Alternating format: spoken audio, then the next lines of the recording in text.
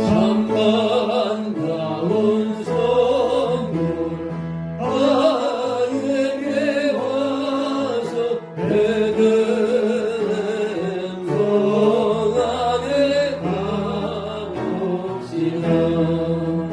서구여의 너의 신바지를 보고 엎드려 절하세 엎드려 절하세 엎드려 절하세 구주나셨네. 천사여 찬송 너의 물러서 이 광활한 천지에 흘리어라. 주 하나님 앞에는 영광을 돌려 엎드려 절하세 엎드려 절하세 엎드려 절하세 구주나셨네. 이 세상에 적게 탄생할 때에 참신과 참사람이 되시려고 소동저의 몸에서 나시었으니 엎드려 절하세 엎드려 절하세 엎드려 절하세 거저나셨네. 여호와의 말씀 영생을 이루어 날보라 여정을 되셨구나. 늘감사한 찬송을 전해드려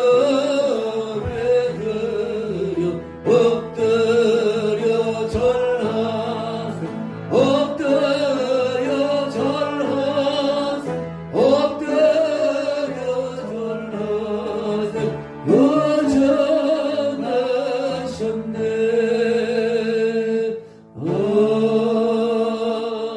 아멘. 하나님 감사합니다. 주님께서 오늘도 우리가 대림절 하나님의 세 번째 주일을 맞으며 주 앞에 예배하게 하심을 감사합니다. 또 예배 가운데 준비하는 찬양을 올려드렸사오니 우리 찬양을 기쁘시게 받으시고 찬양 드리는 한 사람 한 사람의 마음의 기도가 하나님 올려지게 도와주시기를 원합니다. 수고하는 반주자와 지휘자 또 모두에게 찬양 대원들에게 함께해 주셔서 저들의 찬양은 끊이지 않는 삶이 되게 도와주시옵소서. 오늘 아버지 하나님께 나와 또 예배하는 한 사람 한 사람이 있습니다. 마음을 준비해서 주 앞에 나와 정성을 다하여 예배하는 한 사람 한 사람에게 오늘 성령을 부어주셔서 기쁨이 일어나는 시간 되게 도와주시기를 빌곤합니다. 주님의 하나님의 사랑이 넘치는 시간 되게 도와주시옵소서. 주님께서 영으로 찾아오셔서 우리를 만져주셔서 이 예배가 내 인생의 최고의 예배가 되게 도와주시옵소서. 주님 말씀 듣는 가운데도 은혜가 될 줄로 믿습니다. 예수님의 이름으로 기도하옵나이다. 아멘. 우리 한번 또 인사하겠습니다. 기대하고 기도하며 기다리면 기적이 일어납니다. 한번 합니다. 기대하고 기도하며 기다리면 기적이 일어납니다. 네, 크리스마스 분위기를 느낄 수 있는지 모르겠습니다.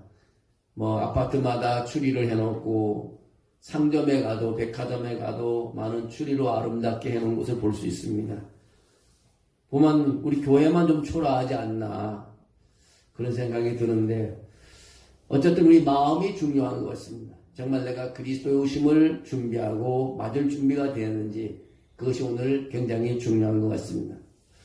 오늘 말씀은요 바벨론 포로의 비극에서부터 시작이 됩니다. 이스라엘은 죄와 불순종으로 인해 주전 BC 586년에 바벨론에 의해서 예루살렘이 무너지고 성전이 불타며 나라를 잃었습니다. 수많은 사람이 포로로 끌려갔습니다. 그들은 타국 땅 바벨론에서 성전을 잃어버리고 예배를 잃어버리고 정체성을 잃어버리고 소망도 다 잃어버렸습니다. 그들의 마음에는 단 한 가지 소망이 있었습니다. 그것은 하나님이 혹시 다시 우리를 예루살렘으로 돌아오게 하실 것이다라는 그런 소망입니다. 그들의 소망대로 하나님은 그들을 잊지 않으셨습니다.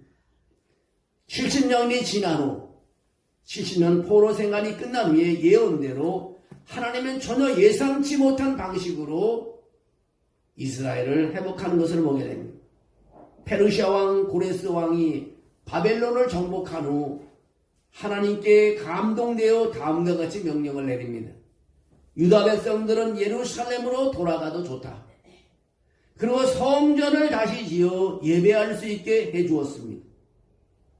이스라엘 백성들에게는 기적 같은 일이었습니다. 그래서 오늘 시편 126편 1절 표현은 탄성과 한호가 있었다는 것입니다. 그것이 뭐냐? 우리가 꿈꾸는 것 같았도다. 그래서 우리가 꿈꾸는 것 같았다. 그러나 현실은 여전히 힘들었습니다. 귀환은 한 번이 아닌 3번에 걸쳐 이루어졌습니다. 1차, 2차, 3차에 걸쳐서 귀환이 이루어졌습니다. 그러나 그들이 돌아온 땅에는요, 풍요가 기다리고 있는 것이 아니라 황폐한 농토가 기다리고 있었습니다. 무너진 성벽이 그대로 있었습니다. 적대적인 이방 민족이 주변에 살고 있었습니다. 먹을 양식이 부족했습니다. 그래서 시편 126편 4절의 기도는 현실의 한숨이었습니다. 여호와여 우리의 포로를 남방 시내들 같이 돌려보내소서라고 말을 합니다. 이 구절은 짧지만 깊은 현실의 한숨과 간절한 믿음의 고백이 담겨져 있습니다. 간단히 말하면 하나님 지금 너무 메말라 있습니다. 갑자기 물 흐르듯 회복시켜 주십시오라는 그런 뜻입니다.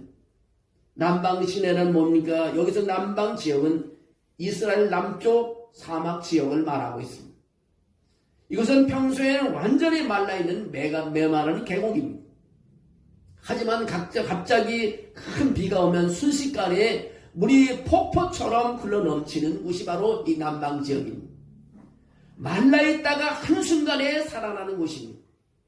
희망이 없다가 희망을 찾을 수 있는 곳이라는 것입니다. 시인은 그 모습을 알고 있기에 우리의 상황도 이렇게 갑자기 회복시켜달라고 기도를 하고 있는 것입니다. 남방 시내, 그 다음에 포로를 돌려보내라는 것입니다. 남방 시내들같이 포로를 돌려보내라는 말은 바벨론 포로 생활에서 완전히 회복되게 해달라는 기도입니다. 일부는 이미 귀환했지만 아직도 많이들 남아있기 때문에 돌아오지 못한 상태에 있었습니다. 예루살렘은 아직 폐허같고 현실은 기쁨보다 눈물이 더 많았습니다. 주님 아직도 돌아오지 못한 회복, 아직도 끝나지 않은 아픔을 완전히 회복시켜 주시옵소서라는 그런 마음. 정리하면 하나님 지금 우리의 삶은 너무 메말랐습니다. 그런 남방 시내가 갑자기 물로 넘치는 것처럼 우리의 삶에도 갑작스러운 회복과 생명을 부어주시옵소서라는 그런 기도인 것입니다. 이스라엘은요 농사를 지어야 했는데 씨앗조차 넉넉하지가 않았습니다. 씨를 뿌리면 먹을 양식이 부족하고 먹으면 맺는 소망이 사라지는 그런 상황이었습니다. 그래서 시인은 그렇게 말합니다. 5절에 눈물을 흘리며 씨를 뿌리는 자는이라고 말합니다. 눈물을 흘리며 씨를 뿌리는 자는, 그 눈물 속에는 절망만 아니라 믿음이 있습니다. 씨는 뭡니까? 희망입니다. 그것은 하나님은 씨를 뿌리면 다시 열매를 주실 것이라는 것을 우리가 믿기 때문인 것입니다. 회복은요 이미 시작되었고 아직 완성 중에 있습니다. 아직은 미완성인 것입니다. 그래서 시편 126편요 이미 이루어진 은혜, 아직 완성되지 않는 회복 사이에 드려진 찬양이자 기도인 것이 바로 시편 126편입니다. 그래서 결론이 너무 아름답습니다. 울며 씨 뿌리러 나가는 자는 반드시 기쁨으로 그 단을 가지고 돌아오리라는 것이 6절 말씀입니다. 이것이 기다림 속의 기쁨이라는 것입니다. 이것이 바로 대림절인 것입니다. 사랑하는 성도 여러분, 오늘은 대림절 세 번째 주일을 지키고 있습니다. 대림절은 기다림의 절기라는 것입니다. 이미 오신 주님을 기억하고 다시 오실 주님을 소망하는 절기입니다. 오늘 점화된 촛불의 색깔은 초록색 다음 분홍색입니다. 그리고 그 의미는 바로 기쁨인 것입니다. 그래서 첫째 주는 희망의 빛, 두 번째 주는 평화의 빛, 오늘 세 번째 주는 기쁨의 빛, 마지막 다음 주는 사랑의 빛입니다. 오늘 우리가 느끼는 현실은 어떠합니까? 몸이 아파서 약을 끊지 못하시는 분, 자녀 문제로 속상하신 분, 경제적인 어려운 분, 홀로 지내는 외로운 분, 기도해도 응답되지 않는 분, 그런 성도에게 오늘 하나님은 말씀하십니다. 무슨 말씀을 주시냐? 기다리는 사람에게는 기쁨이 있다고 말하고 있습니다. 영어로 말하면 waiting brings happiness. 기다리는 사람에게는 기쁨이 꼭 온다는 것입니다. 오늘 시편 126편은 포로 귀환의 찬양입니다. 이스라엘 백성은 70년 동안 바벨론에서 기다렸습니다. 그들의 삶은 눈물이었고, 그들의 삶은 탄식이었고, 그들의 삶은 억울함이었습니다. 그리고 깊은 상처로 가득했습니다. 근데 어느 날 하나님께서 그들을 돌이켜셨습니다. 그리고 그들은 이렇게 고백합니다. 여호와께서 큰 일을 행하셨으니 우리는 기쁘도다. The Lord had done in이라는 영어로 말하면 현재 완료형인데요. 과거부터 지금까지 하나님께서 나를 위해서 행하셨다는 것입니다. 그래서 여호와께서 큰 일을 행하셨다는 것은요, 과거에서 지금 완성했다는 것입니다. 지금 하나님께서 기적을 나에게 베푸셨다는 뜻입니다. 얼마나 놀라운 말씀인지 모릅니다. 오늘 이 말씀에 보면 여호와께서 큰 일을 행하셨다는 것은 지금까지 하나님께서 나에게 많은 고난을 주셨는데 계속해서 나에게 간섭해오다 지금 나에게 기적을 행하셨다는 것입니다. 그래서 우리는 기쁘다는 그런 말씀인 것입니다. 여러분, 오늘 첫 번째 포인트가 뭐냐면은 포로 귀환 후에 하나님은 약속을 잊지 않으셨다는 것입니다. 하나님은 약속을 잊지 않았다. 이스라엘은 이렇게 고백했습니다. 우리가 꿈꾸는 것 같았도다. 왜 꿈꾸는 것 같았을까요? 너무 오랫동안 기다렸기 때문입니다. 인간의 힘으로는 불가능했기 때문인 것입니다. 그러니까 기다리는 것입니다. 하나님의 때를 기다리는 것입니다. 그래서 하나님은 불가능이 없는 분이기 때문에 기다리는 사람에게 기쁨을 가져온다는 것을 알았던 것입니다. 여러분, 첫 번째 포인트는 기다리는 것인데 하나님은 약속을 잊지 않으신다는 것입니다. 여러분, 우리가 지금 겪는 상황, 여러분이 갖고 있는 지금 어려움, 그런 상황을 여러분 생각해 볼 수 있습니다. 우리가 가지고 있는 병은 오래 갈 수 있습니다. 금방 안 고쳐질 수도 있습니다. 우리 관계가 더 멀어질 수도 있습니다. 기도 제목이 응답되지 않을 수도 있습니다. 그러나 중요한 것은요, 기다리는 것은요, 끝난 것이 아닌 것입니다. 내가 기다리는 끝난 것이 아니라 진행 중에 있는 것입니다. 그래서 영어로 말하면 it's not over입니다. it's not over, but still going이라는 것은 지금 진행 중에 있습니다. 여러분, 힘든 일이 있을 때요, 기다리면 그 진행 중에 하나님이 역사하신다는 사실을 믿으시기를 주의 이름으로 축원합니다. 어떤 어머니가 있었습니다. 아들이 교회를 떠난 지 30년이 되었습니다. 방탕하게 아들이 살아갔습니다. 어머니는 매일 눈물로 기도했습니다. 누구를 위해서? 아들을 위해서. 하나님, 내 아들을 꼭 돌려보내주세요. 저 방탕한 생활을 정산하게 해주십시오. 사람들은 주위에서 말했습니다. 이제 그만 기도하세요. 30년이에요. 포기하세요. 이제 당신 아들은 늦었습니다. 그러던 어느 날 아들은 교회로 돌아왔습니다. 그리고 눈물로 고백을 했습니다. 엄마, 내가 하나님을 떠난 게 아니라 하나님이 나를 기다리고 계셨다는 것을 알았어요. 그 어머니의 기도는 시편 126편에 고백이 되었습니다. 눈물을 흘리며 씨 뿌리는 자는요, 기쁨으로 거둔다는 것입니다. 여러분, 기다리는 사람의 이런 기쁨이 있는 것입니다. 오늘 두 번째 포인트는요, 믿음의 과정입니다. 인내를 말하고 있습니다. 기다림은요, 낭비가 아닙니다. 여러분, 기다림은 고통일 때가 있습니다. 하지만 성경은 기다림을 믿음의 과정이라고 말하고 있습니다. 로마서 8장 24절에서 25절에 이렇게 말합니다. 소망으로 구원을 얻었나니 우리가 보지 못하는 것을 바라면 참음으로 기다릴지니라고 말합니다. 여러분, 이루어지지 않은 일이 있으면 참음으로 기다리라는 것입니다. 참으로 기다리는 자가 기쁨을 누릴 수 있다는 것을 알려주고 있습니다. 우리가 인내할 때 하나님은 우리 안에서 세 가지를 만들어 주십니다.